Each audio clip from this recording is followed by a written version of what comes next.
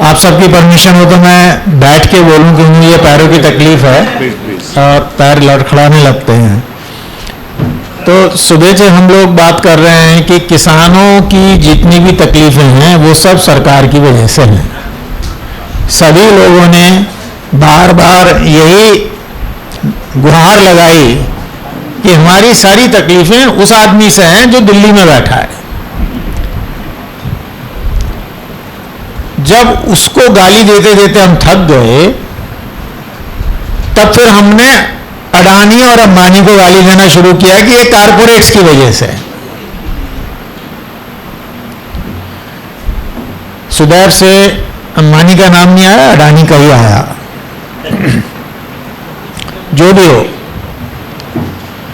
तो ना तो मैं यहां गवर्नमेंट को गाली दूंगा, ना मैं कारपोरेट्स को गाली देने वाला हूं। और समस्या यह है कि ये आत्महत्या का सफर, इस सफर में अभी जो टॉपिक दिया गया है, इसका मतलब ये कि उसकी एक जर्नी है कि पहले नहीं होती थी, बाद में होने लगी।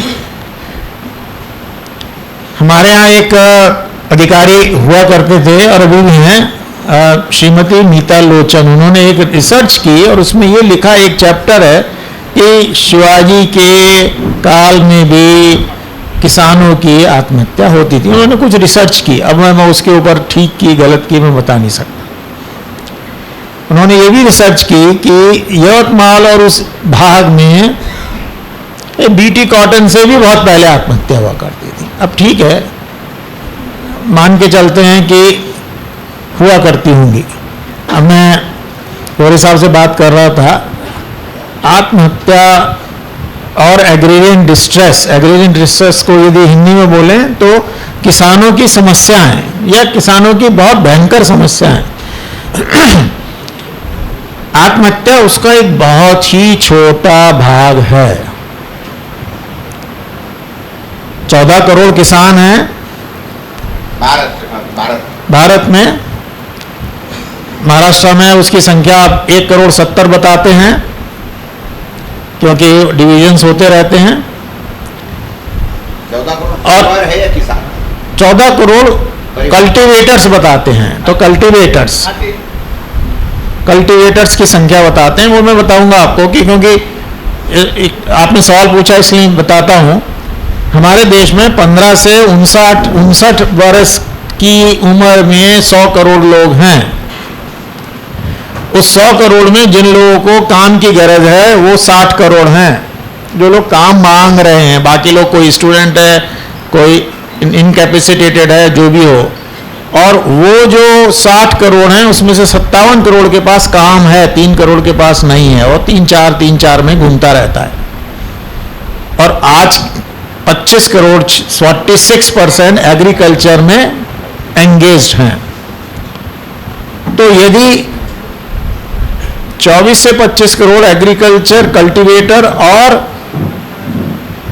लेबरर हैं, और यदि आत्महत्या सिर्फ 10,000 की होती है और पूरी आत्महत्या 1,13,000 की होती है, तो समस्या उनकी ज्यादा है कि इनकी ज्यादा है? यदि सिर्फ हम आत्महत्या के फिगर्स के ऊपर ही बात करें तो, यानी जो लोग हमारे देश में 46% हैं, उनकी आत्महत्या 10% से नीचे है। अब आप में से सब लोग सोचने लगे, यार ये आदमी बोल क्या रहा है भाई, और इतनी ज्यादा तकलीफ में किसान है और ये बोल रहे हैं वो तो किसान तकलीफ में नहीं, मैं ये नहीं बोल रहा हूं, मैं ये बोल रहा हूं उससे भी ज्यादा तकलीफ में है। तो इसी भाग में मुझे काम करने का एक अवसर मिला 2006 से, और 1.5 साल के लिए गवर्नमेंट को लगा कि इस पागल को वहां भेज दिया जाए, तो मुझे भेज दिया। और हमारे चीफ सेक्रेटरी ने बोला कि ये आत्महत्या क्यों होती है, इसका एक तुम सर्वे कर सकते हो क्या? लेकिन मुझे 10 दिन में रिजल्ट्स चाहिए। हमने 10,000 लोगों को लगा के 17,64,000 लोगों का सर्वे किया, रात दिन घूम के एक क्वेश्चनर दिया, सब कुछ किया, और ये मालूम चला कि इसमें सबसे ज्यादा तकलीफ में 35% किसान हैं। तो 18 लाख समझ लीजिए, उसका 1/3 समझ लीजिए 6 लाख, सिर्फ ये 6 जिलों में। तो एग्रेरियन डिस्ट्रेस की जो व्याप्ति है वो बहुत बड़ी है, इसलिए उसको सिर्फ सुसाइड्स के नाम से हल्का मत करिए। पॉइंट नंबर 1, ये पहला मुद्दा मैं आपके सामने रखना चाहता हूं, क्योंकि यदि आप उसी के पीछे पड़े रहेंगे तो हमारे गवर्नमेंट में हमारे जैसे लोग हैं जो इस नंबर्स को आगे पीछे करके ये आपको समझाते रहेंगे कि डिस्ट्रेस कम हो गया, डिस्ट्रेस बढ़ गया, इस बार आत्महत्या कम हुई, उस बार ज़्यादा हुई। ऐसा कुछ नहीं है, ये 2-4 ऊपर नीचे से बहुत फर्क नहीं पड़ता। Distress is distress. अब आपने पूछा है कि ये इसका सफ़र क्या है, जर्नी क्या है, तो वो भी सर्वे किया, बहुत लोगों ने किताबें लिखी हैं, अभी भी लिख रहे हैं लोग। आत्महत्या के ऊपर इतना ज़्यादा लिखा जा रहा है, रुकने का तो नाम नहीं है। डिस्ट्रेस के ऊपर भी कोई फर्क नहीं है, लेकिन उसकी एक जर्नी है। जर्नी क्या है कि मेरे पास अपना सरप्लस नहीं है, मुझे कहीं से पैसे लेके अपनी कल्टीवेशन करनी है। वो कल्टीवेशन करने के लिए मुझे बैंक से लोन मिल गया, लेकिन यदि उस साल मॉनसून मेरे ऊपर मेहरबान नहीं हुआ तो मैं डिफॉल्ट में चला गया। और डिफॉल्ट में जाने के बाद कायदे में दिया हुआ है कि यदि मॉनसून की वजह से वो सब हुआ है, चाहे वो ड्राउट हो या फ्लड्स हो, नैसर्गिक आपत्ति की वजह से हुआ हो, तो मेरे कर्ज का उसको बोलते हैं कि उसके 3 इंस्टॉलमेंट्स कर देते हैं वो, और जो आपको एक बार में देना है वो 3 बार में देना होता है, सिर्फ इंटरेस्ट आपको भरना होता है। पुनर्गठन वो बहुत जल्दी होता नहीं, लंबी उसकी प्रोसीजर है, आरबीआई के एक प्रोसीजर है। ये हमारे उतनी साहब को ये सब मालूम है, बैंक के बहुत बड़े काम किए हुए हैं, बहुत जल्दी नहीं होता, लेकिन उसमें एक प्रोविज़न है।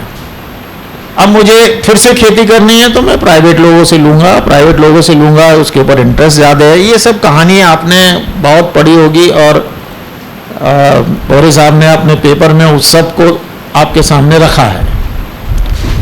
वो ज़्यादा इंटरेस्ट पे है, उसके बाद फिर मेरे फसल के दाम कम हो गए, उतना पैसा नहीं मिला,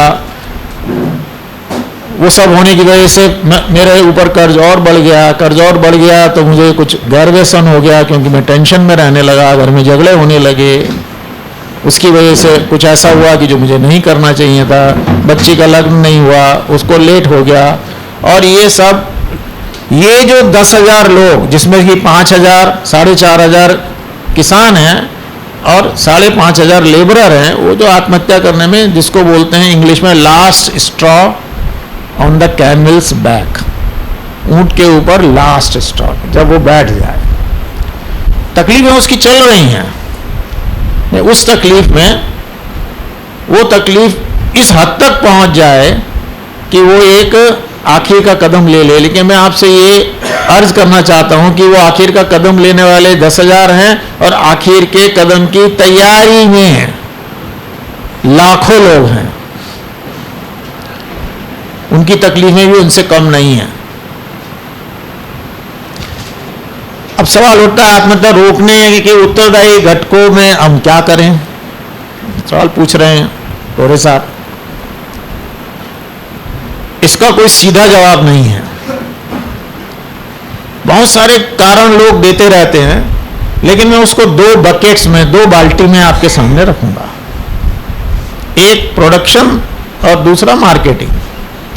और उनको मैं हमेशा बोलता हूं कि 2 monsters, the monsoon and the market, 2 यम, जिसके ऊपर किसान का कोई भी जोर नहीं चलता। पानी कैसे बरसेगा, ज्यादा होगा, कम होगा, बीच में गैप होगा, ओलावृष्टि होगी, क्या होगा, this monsoon and the market. Market में भी उसका कोई बस नहीं। जब फसल आई, भाव नीचे हैं, बाद में बढ़ेगा नहीं बढ़ेगा मालूम नहीं। अब सुबह से हम लोग चर्चा कर रहे हैं, और और मैं कोशिश कर रहा था ये जानने की कि इन दोनों में से किसी का कोई सॉल्यूशन कोई बता रहा है क्या। 40 साल तो मुझे हो गए, 10 साल प्राइवेट सेक्टर में हो गए, 50 साल में 25 साल एग्रीकल्चर किया, मेरे पास इसका कोई जवाब नहीं। इसके लिए जितने भी सॉल्यूशंस बताए जाते हैं वो सब इनकम्प्लीट हैं, उन सब में कुछ ना कुछ नुक्स है। सतीश जी ने बहुत अच्छी अच्छी बातें बताई, लेकिन फुल प्रूफ है क्या? नहीं। मैं इस निसर्ग के ऊपर 100% कंट्रोल करके अपनी खेती कर सकता हूं क्या? अब लोग बोलते हैं हाइड्रोपोनिक्स कर लो, पॉली हाउस में कर लो। अब वो सब ठीक है, वो कहने की बातें हैं, लेकिन एक जवाब जो सब लोग इसके बारे में देते हैं, अभी हमने जब सर्वे किया तो दिखा कि ठीक है, जिसके पास इरिगेशन नहीं है, यदि उसको इरिगेशन की कोई सुविधा हो जाए तो कम से कम ड्राउट में या गैप आ रहा है रेनफॉल में तो वो बच जाएगा।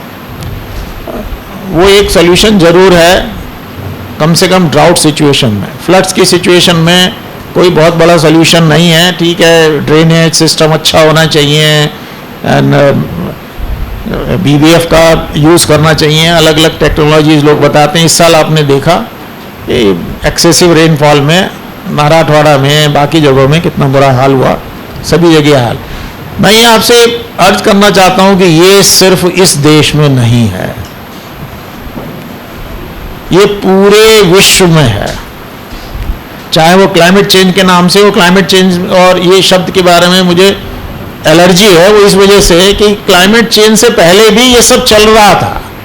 जब हम लोग जालना में थे, जब मैं यहाँ था वहाँ था, जब ये क्लाइमेट चेंज की बात शुरू हुई तो फ्रीक्वेंसी थोड़ी सी बढ़ गई होगी 5-10%। लोगों ने बड़े बड़े आंकड़े रखे उसके सामने, बहुत बड़ा फर्क पड़ा है, ऐसा कुछ नहीं। यदि आज उसको डिस्ट्रेस का लेवल 100 होगा तो उस समय 90 था या 80 रहा होगा।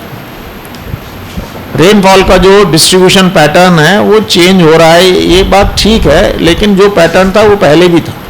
एक्सेसिव रेन्स पहले भी होती थी, फ्लड्स पहले भी होते थे, ड्राउट्स पहले भी होते थे, थोड़ी सी फ्रीक्वेंसी में फर्क पड़ा and so on so fourth.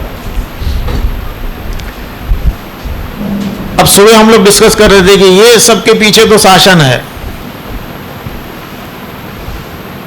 आप यदि एग्रोवन उठा के देखें, कोई भी देशोन्नति उठा के देखें, तो सबसे पहले किसान क्या बोलेगा? मेरी फसल खराब हो गई, मेरा जो नुकसान हुआ वो गवर्नमेंट ने दे देना चाहिए। सबसे बड़ा डिस्ट्रेस लेवल फार्मर का यही है कि मेरी यदि फसल बिगड़ गई। अब दादा बैठे हुए हैं पालेकर साहब, कल मैं उनसे बात कर रहा था, भाई कॉस्ट ऑफ कल्टीवेशन कम किए बिना तो नहीं होगा। यदि पहले मेरा नुकसान यदि 1 लाख का हो रहा था और यदि मैं 10,000 में खेती करने लगूं और मेरा 10,000 रुपये का ही नुकसान हो तो अच्छा है। यस, एक सोल्यूशन है जिसको बोलते हैं लो एक्सटर्नल इनपुट सस्टेनेबल एग्रीकल्चर, लेसा बोलते हैं। चाहे उसको नेचुरल फार्मिंग बोले, ऑर्गेनिक फार्मिंग बोले, कि कॉस्ट ऑफ कल्टीवेशन कम किया जाए, एक है। लेकिन फिर भी उसमें रेसिडुअल रिस्क, बचे हुए रिस्क रहेंगे ही। और रेसिडुअल रिस्क को कवर करने का एक ही तरीका, चाहे वो लाइफ इंश्योरेंस के बारे में हो, चाहे वो कार इंश्योरेंस के बारे में हो, चाहे वो हेल्थ इंश्योरेंस के बारे में हो, तो इंश्योरेंस ही है। तो मेरा पहला रिकमेंडेशन इस सभा को रहेगा कि जो प्राइम मिनिस्टर फसल बीमा योजना है उसमें जितने आप सतीश जी को यदि आप काम देंगे तो वो कुछ दिनों के बाद आपको एक 100 पेज का आर्टिकल बना के देंगे कि PMFBY में क्या क्या कमी है। और ऐसा नहीं है कि वो मालूम नहीं है। अब मैं आपके सामने एक स्वप्न दिखाना चाहता हूं। क्या स्वप्न है? अकोला में मैंने अपनी कपास लगाई। जिस दिन लगाई मेरे मोबाइल पे मैंने एक ऐप को क्लिक किया, मेरा इंश्योरेंस हो गया। कैसे हो गया? क्योंकि मेरा मोबाइल बैंक से लिंक्ड है, वहाँ पे इंश्योरेंस कंपनी का जो प्रीमियम है उसमें से कट गया, मेरा इंश्योरेंस हो गया, मेरा फोटो वहाँ पे आ गया और जियो टैग्ड मेरा वो प्लॉट है वो उसके अंदर आ गया। वो फिर वो कंपनी उसको देखेगी कि वो मैं क्या कर रहा हूँ उसमें। जिस दिन मेरी हार्वेस्ट हुई उस दिन मेरे अकाउंट में जो नुकसान हुआ वो पैसे आ गए। सतीश जी क्या स्वप्न दिखाया मैंने? जिस दिन मैंने सोइंग की उस दिन मेरा इंश्योरेंस हो गया, जिस दिन हार्वेस्टिंग हुई उसमें जितनी भी मेरी नुकसान हुआ वो मेरे अकाउंट में आ गया। आज आता है 2 साल में, 2.5 साल में, कभी नहीं आता, कभी कम आता है, कभी 1/3 आता है, कभी मेरी जो एक्सपेक्टेशन है वो है। टेक्नोलॉजी की पावर, और कल राजेंद्र जी आएंगे उनसे पूछेंगे कि भी एआई के यूज से हो सकता है क्या। मैं जितना भी मैंने स्टडी किया है और जितना भी चाइना में, अमेरिका में, यूरोपियन कंट्रीज में जो कुछ भी चल रहा है वो मुझे एक कॉन्फिडेंस देता है कि ये पॉसिबल है। तो किसान ब्रिगेड की तरफ से हम लोग इस तरीके की कोशिश क्यों ना करें कि एक पेपरलेस, सीमलेस, जो भी हो, यदि मेरी क्रॉप में कोई नुकसान है उसका एस्टिमेशन, यील्ड सर्वे, वो सब सैटेलाइट की मदद से पॉसिबल है, टेक्नोलॉजी है। उस तरफ हम लोग कोई एफर्ट्स क्यों नहीं कर रहे हैं? एक बहुत बड़ा organisation national remote sensing agency, कितनी बार मैंने उन लोगों से बात की जब मैं गवर्नमेंट था, उसके बाद भी बात करी, नहीं ये पॉसिबल नहीं है। उसकी एक एजेंसी है वो दिल्ली में है, Mahalanobis centre, Mahalanobis national centre for crop forecasting, वो उनका भी नखरे। अरे एक पायलट तो करके देखो, एक 2-4 गांव तो करके देखो, 2-4 क्रॉप तो करके देखो, कितनी इनएक्यूरेसी होगी, उसको भी एस्टिमेट कर लो। आज तो उसको मिल ही नहीं रहा। उसका डिस्ट्रेस लेवल इसी वजह से है कि जिस दिन उसको हार्वेस्टिंग में नुकसान दिखा उसी दिन से उसका मीटर चालू हो गया स्ट्रेस का, और उस स्ट्रेस को कम करने के लिए और अगले सीजन में अपनी क्रॉप को कवर करने के लिए उसको कोई सपोर्ट चाहिए। This is one suggestion. दूसरा सजेशन, आप सब लोगों ने एक माल तारण योजना के बारे में सुना होगा।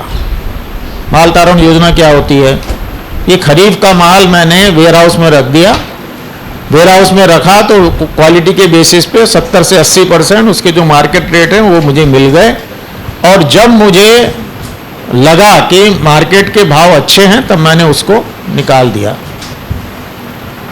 उटगी साहब 30 लाख करोड़ में से 50,000 करोड़ सिर्फ प्लेज लोन है। 30 लाख करोड़ का कृषि कर्ज में से ये 30 लाख करोड़ में से कम 20 लाख करोड़ होना चाहिए। और मैं दावे के साथ कह सकता हूं कि यदि प्लेज लोन 100% फार्मर्स को अवेलेबल हो तो आपको कृषि कर्ज की जरूरत नहीं पड़ेगी। खरीफ से रबी चलेगी, रबी से खरीफ चलेगी। खरीफ की क्रॉप बैंक को भी कोई प्रॉब्लम नहीं, माल रखा हुआ है। अब लोग पूछते हैं अरे माल भाव बढ़ गए तो क्या होगा, घट गए तो क्या होगा? उसके लिए भी ये हैजिंग है, उसके लिए भी है आप कंसल्टेंसी है, आप लगाइए। दुनिया भर के कंसल्टेंट्स यदि बड़ी बड़ी कंपनियों को मिल सकते हैं तो उस तरीके की कंसल्टेंसी सर्विसेज या एडवाइजरी सर्विसेज किसानों के लिए भी हो सकती है। कब बेचना है, कब खरीदना है, ये 2 चीजें। और भी बहुत सारी बातें, क्योंकि मुझे जो टाइम दिया उस टाइम में मैं अपनी बात खत्म करूंगा। तो ये हुआ पहला रिस्क, जो कि आत्महत्या जिसकी वजह से या डिस्ट्रेस जिसकी वजह से होता है। अब माल आ गया, पोस्ट हार्वेस्ट है, मार्केटिंग है, भाव ऊपर नीचे जा रहे हैं,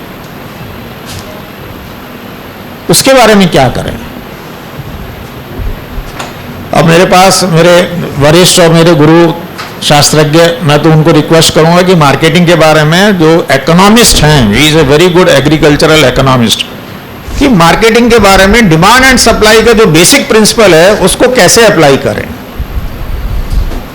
millions of farmers are growing, so they are suppliers. So Maharashtra, India में देखें 14 करोड़ लोग उगा रहे हैं, कुछ भी उगा रहे हैं। कितना उगा रहे हैं? 60 लाख करोड़। कितना उगा रहे हैं? $600 billion. Number 2 in the world, number 2 after China, 2.5 times of USA. बहुत लोगों को मालूम भी नहीं है कि हमारी एग्रीकल्चर कहां तक पहुंची है। हम लोग अपने को नीचा समझते रहते हैं कि हम तो कुछ है ही नहीं। एग्रीकल्चर के यदि फिगर्स आप देखें ग्रॉस में, पर कैपिटा में तो हम लोग नीचे हैं। ग्रॉस में हम लोग फर्स्ट या सेकंड हैं, और पर कैपिटा में या प्रोडक्टिविटी हम 30th, 31st, 32nd, 33rd है। Almost all crops. तो चाइना की बात कर रहे थे नाना साहब, और उनकी प्रोडक्टिविटी हमारी प्रोडक्टिविटी को देखो। उनकी टोटल एरिया है 128 मिलियन हेक्टेयर, हमारा है 142 मिलियन हेक्टेयर। उनका एग्रीकल्चर जीडीपी है $1200 बिलियन, हमारा है $600 बिलियन। उनका एरिया हमसे कम, हमारा कम, बिकॉज प्रोडक्टिविटी। तो भाव के बारे में प्रोडक्टिविटी का क्या रिलेशन है? अब जितने भी 14 करोड़ किसान हैं वो सब रोते रहते हैं क्या? सभी रोते हैं? नहीं ना।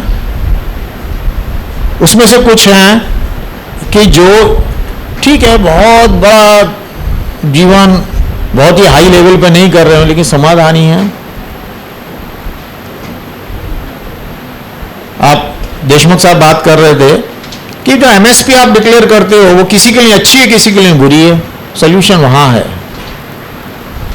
पंजाब में यदि मैं 4 टन और 5 टन माल निकाल रहा हूं तो मेरी पर कैपिटा कॉस्ट महाराष्ट्र से आधी है। यदि मेरी पर कैपिटा कॉस्ट के ऊपर मुझे थोड़ा सा भी मिल गया तो मैं पॉजिटिव में हूं। महाराष्ट्र में यदि उतना मिला तो मैं निगेटिव में हूं। पर कैपिटा कॉस्ट हर एक चीज, यहां प्रोडक्टिविटी आती है, यहां किसानों की इंजेन्युइटी आती है। यहां आता है कि वो कितना अच्छा माल तैयार करता है, और जो माल अपना पर कैपिटा कॉस्ट में लोएस्ट तैयार करता है उसको मार्केट की चिंता नहीं रहती। मुझे क्या चिंता है? क्योंकि मेरी दादा ने उसको नेचुरल फार्मिंग सिखा दिया, और बहुत बड़ा काम है, कल हम बात करेंगे। इनपुट इंटेंसिव एग्रीकल्चर से लेबर इंटेंसिव एग्रीकल्चर में कैसे जाएं। मैं नेचुरल फार्मिंग को दूसरी तरीके से देखता ही नहीं। मैं उसको इसी तरह देखता हूं कि मैं यूरिया की बोरी डाल रहा हूं, डीएपी डाल रहा हूं, ये डाल रहा हूं, उसके बाद पेस्टिसाइड छिड़क रहा हूं, मैं बाहर से माल ला रहा हूं, मैं एक्सटर्नल इनपुट इंटेंसिव एग्रीकल्चर कर रहा हूं, और मैं अपने आप ही वो तैयार करके उसको काम कर रहा हूं। लेकिन मैं वो जो बाहर फेंक रहा हूं पैसा, वो मुझे लेबर में लगाना है।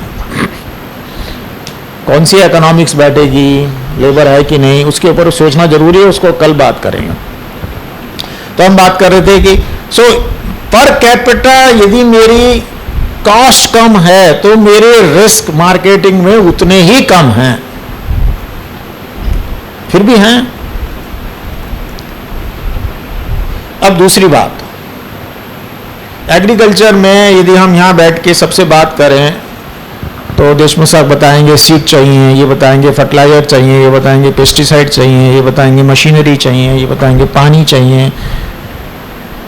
और आप यूनिवर्सिटी में देखेंगे तो हर एक के अलग अलग डिपार्टमेंट हैं। मिनिस्ट्री में जाएंगे तो हर एक का अलग अलग ज्वाइंट सेक्रेटरी है। इन सबको इकट्ठा करके खेती का कौन है, इसको इकट्ठा कौन करता है? कोई डिपार्टमेंट करता है क्या? मैं आपको सीड दूंगा, तुम्हारी इतनी प्रोडक्टिविटी बढ़ जाएगी, मैं आपको फर्टिलाइजर दूंगा, तुम्हारी प्रोडक्टिविटी इतनी बढ़ जाएगी। सबको इकट्ठा कर दें तो प्रोडक्टिविटी तो 4 गुना हो जाएगी। ऐसा होता ही नहीं। तो ये मशीन यूज कर ले, ऐसा हो जाएगा। तो ये पेस्टिसाइड मार ले, ऐसा हो जाएगा। तो ये पानी दे दे, ये ड्रिप डाल दे, और सबकी तुम ये परसेंटेज देखो, 16%, 20%, 30%, सबको इकट्ठा करके किसी ने देखा है क्या? ये जो इकट्ठा करके करने का काम है वो हमने छोड़ दिया एक दुबले किसान पे कि तू कर। और ये काम हमने इन्हीं के ऊपर नहीं छोड़ा, ये काम हमने एमएसएमई में जो छोटा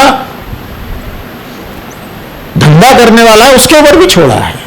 क्योंकि हमारे यहां 8 करोड़ एमएसएमई है, मत भूलो। 11 करोड़ लोग वहां काम करते हैं, 14 करोड़ के बाद दूसरा नंबर एमएसएमई का है। 40% एक्सपोर्ट एमएसएमई करता है।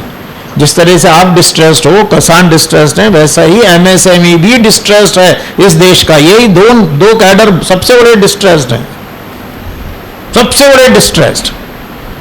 उनके जो लेबर है उनसे बात करके देखो, उनकी फैमिली से बात करके देखो, उनके पास वैसा ही कर्जा उनके सिर पे भी बैठता है, उनकी तो दुकान ही बंद हो जाती है, ताले लग जाते हैं। कम से कम आपकी जमीन है आपके पास, ठीक है, वो दोनों ही परेशान है, ये कौन ज्यादा है कौन कम इससे कोई मतलब नहीं। तो इसी बात को आगे बढ़ा, तो ये जो कंपोनेंट्स हैं, इस कंपोनेंट्स की, चाहे यूनिवर्सिटी हो चाहे गवर्नमेंट हो, आज भी आप किसी से बात करें, आप पूना में ऑफिस में जाएंगे तो तू क्या करता है, भाई मैं डिप्टी डायरेक्टर सीड्स हूं, तो क्या करता है, डिप्टी डायरेक्टर फर्टिलाइजर हूं। वैल्यू चेन, तो वैल्यू चेन क्या है क्या भाई? जो खेती कर रहा है वो ही कर रहा है वैल्यू चेन। वो सॉइल तैयार कर रहा है, जमीन तैयार कर रहा है, उसका न्यूट्रिएंट्स के बारे में देख रहा है, उसके जो उसको गुड़ाई करना है वो सब देख रहा है। मैं तो कोई किसान नहीं हूँ, वो सब बता भी नहीं सकता कि क्या क्या काम कर रहा है, और आखिर तक बेचने तक वो ही चल रहा है। वो अपनी छोटी सी वैल्यू चेन चला रहा है। लेकिन उस वैल्यू चेन चलाने के लिए जो क्षमता उसमें चाहिए, जब वो सबसिस्टेंस फार्मिंग कर रहा था, जब तक कि वो कम खर्चे की खेती कर रहा था, आज उड़ीसा में कोई आत्महत्या नहीं, बिहार में कोई नहीं, वेस्ट बंगाल में कोई नहीं, आपके सारे राज्यों में से आधे से ज्यादा जिलों में एक भी आत्महत्या नहीं है। इसलिए नहीं कि वहां का किसान बहुत खुशी है, इसलिए कि वो हमारी तरह से भर भर के फर्टिलाइजर और बाहर का सीड और उसमें कॉस्ट ऑफ कल्टीवेशन को बढ़ाने की कोशिश नहीं करता, और मार्केट ड्रिवन में वो गया नहीं। वो ज्वार अभी भी कर रहा है, हम लोगों ने ज्वार खत्म करके सोयाबीन शुरू कर दिया। जो मार्केट ड्रिवन इकोनॉमी में जाएगा वो मार्केट का मार खाएगा ही। The root cause of agrarian distress is mindless penetration of green revolution formula in rain-fed area. This is one sentence which will explain of agrarian distress. Agrarian distress का root cause green revolution के फार्मूले को बिना किसी सोचे समझे rain-fade area में घुसाना, ये agrarian distress का root cause है। तो उस रूट कॉज में अब इसको कर तो दिया, अब इसको कैसे कम करें? क्योंकि आपने पूछा है रोकने के लिए क्या करें, तो रोकने के लिए ये वैल्यू चेन को स्ट्रेंथन करें। इसको एस्टेब्लिश करने के लिए किसानों को मदद करें, इसके लिए उसकी क्षमता बढ़ाएं, उसको बाजार से जोड़ें। बोलो वो कैसे करना है?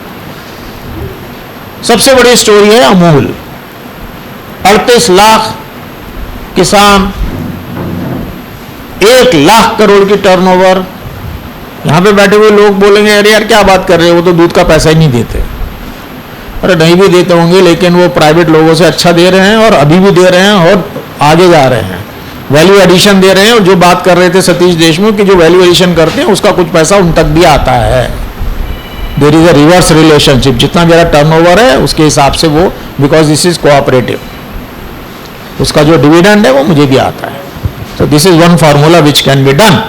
सो अब आप सोचेंगे अरे इसके अंदर तो ये अडानी अंबानी आ जाएंगे, ये वैल्यू चेन में ये हमें खा जाएंगे, वो बड़ा है मैं छोटा हूं, मैं एकदम दुबला हूं, वो बड़ा वाला रहेगा, वो क्या करेगा। अरे तो तुम वो बड़ा है तो तुम बड़ा हो ना, तुमको किसने मना किया है?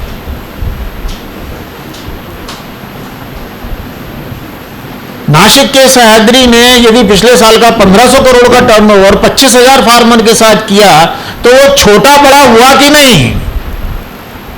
2004 में शुरू किया, कर्जे में डूब गया, 8 करोड़ का कर्जा हुआ, अपनी जमीन बेच दी, 55 करोड़ इकट्ठा करने के बाद एफपीओ शुरू किया, आज उनके पास 60 एफपीओ हैं, 25,000 से ज्यादा किसान उनके साथ जुड़े हुए हैं।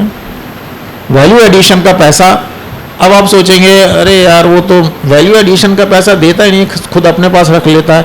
अरे भाई, जिसने इतनी मेहनत की है उसको मेहनत का फल आप क्यों नहीं देना चाहते हो?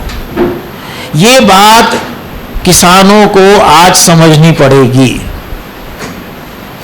यदि मेरे अभी बात करें, प्रोसेसिंग वाला जो है वो 300 गुना कमा रहा है, क्योंकि आप उससे जुड़े ही नहीं हो, क्यों नहीं कमाएगा?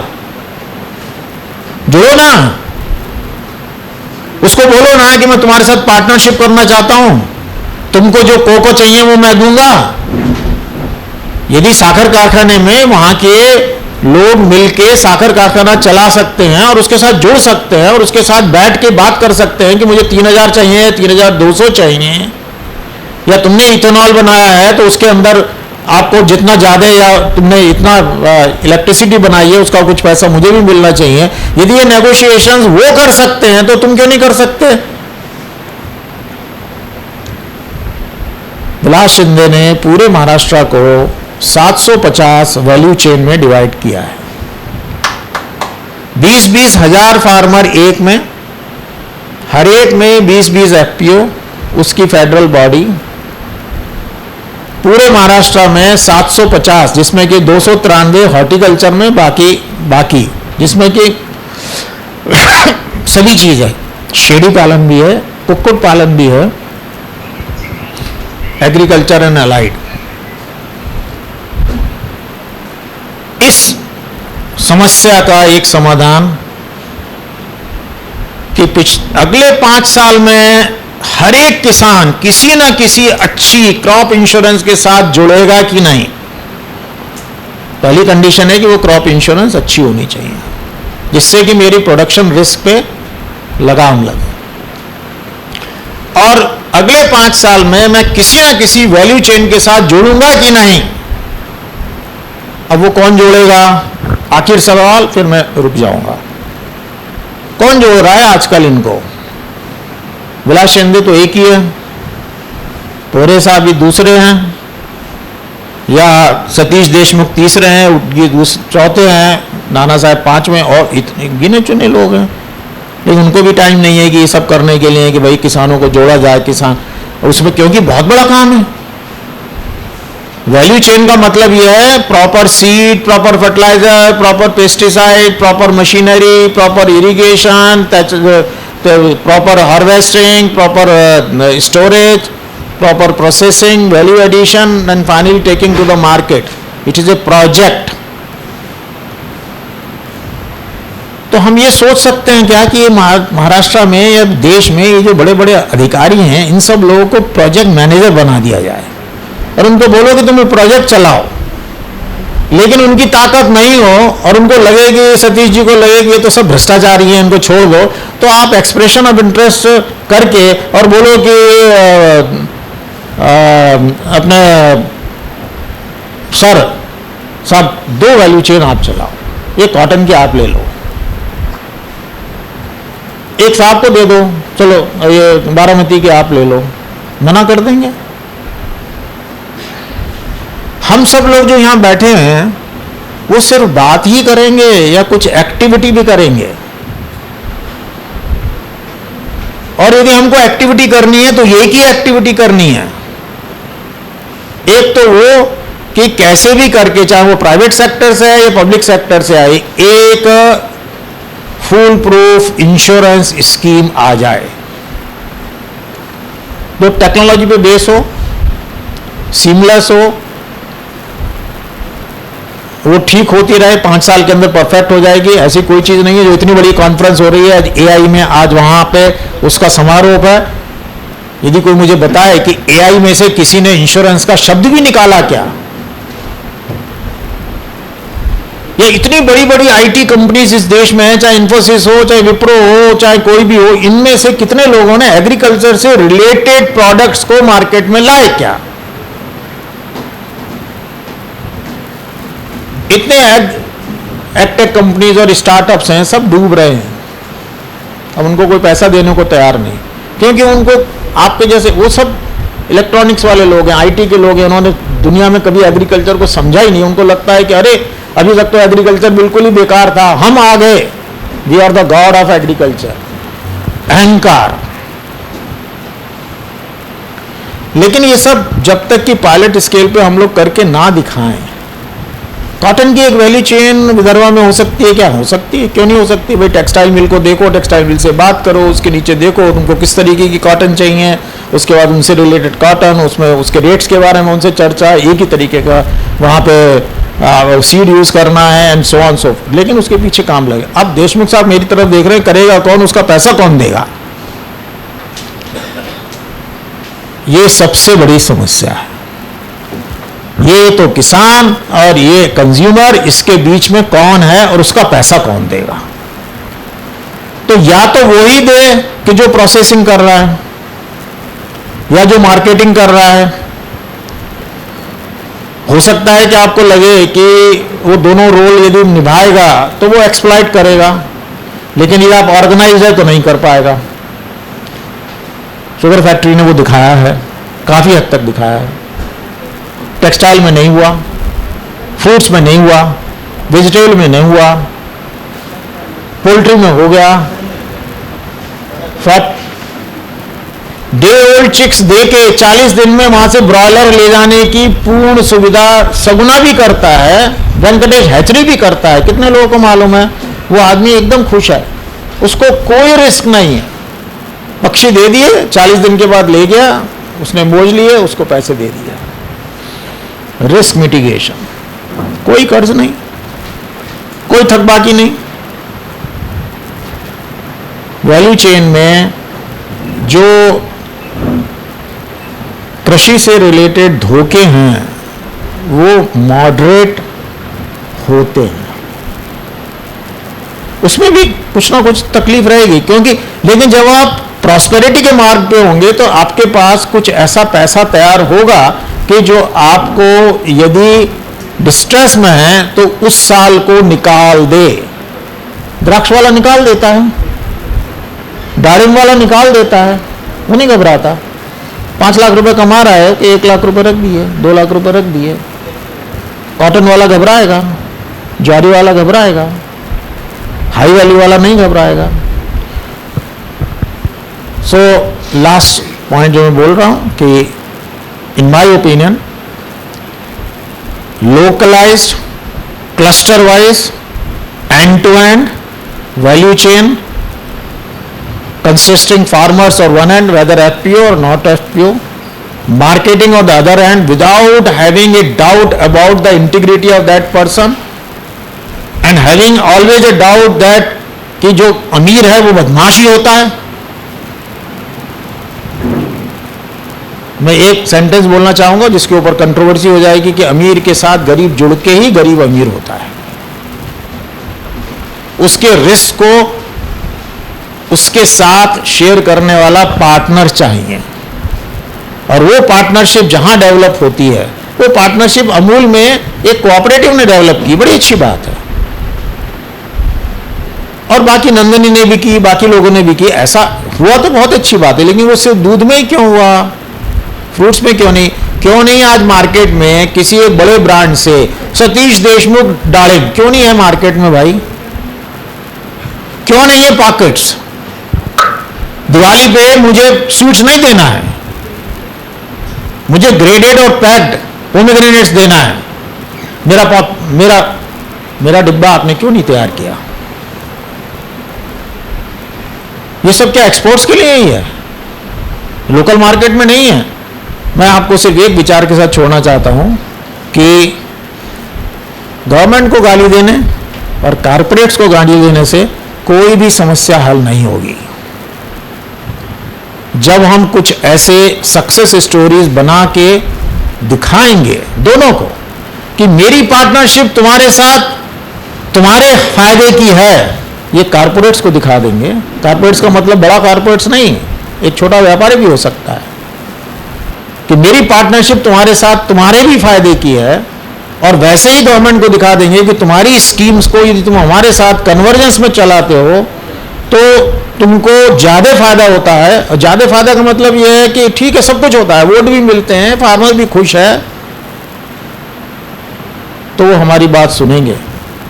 आज के चर्चा सत्र से इस तरीके के कुछ सक्सेस स्टोरी तैयार होने के बाद 1 साल के बाद फिर हम लोग यहाँ बैठे हैं, ऐसे मैं ईश्वर चरणी प्रार्थना करता हूँ। Thank you.